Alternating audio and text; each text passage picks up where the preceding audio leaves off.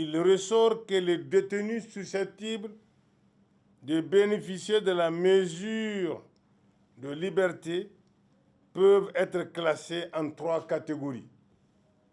La première catégorie est celle des détenus condamnés à des peines définitives, c'est-à-dire des détenus dont les dossiers sont jugés et pour lesquels aucune voie de recours n'est ouverte, de leur accorder une grâce par décret du président. C'est ce qui a profité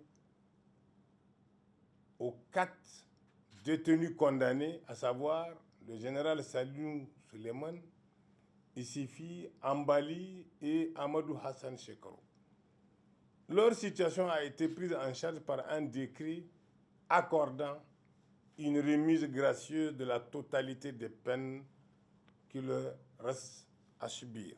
Il y a une autre catégorie de détenus.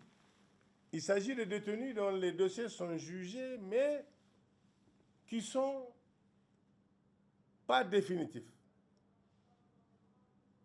Un premier jugement a été rendu et pourvoi a été formé contre la décision ou les décisions du tribunal militaire les concernant. Et il appartiendra à la Cour de cassation, à la Cour d'État de connaître de ce pourvoi.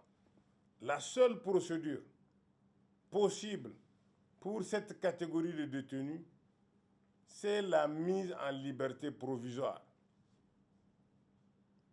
Et cette liberté peut s'opérer de 2 manières. Soit elle s'opère devant le tribunal lorsqu'il est en session, soit dans l'intercession conformément aux dispositions de l'article 80 du Code de justice militaire par devers le président du tribunal militaire. Pour la dernière catégorie de détenus, il s'agit de ceux-là dont les dossiers n'ont pas fait l'objet de jugement définitif, ni de jugements susceptibles de recours, mais dont les dossiers sont en cours de traitement devant ou par devers les cabinets du doyen des juges d'instruction assurant l'instruction militaire. Là aussi, la mesure du possible, c'est une demande de mise en liberté provisoire. Mais comme c'est l'État qui accorde cette mesure, pour chaque détenu, chaque prévenu, il y a un conseil d'office qui est désigné.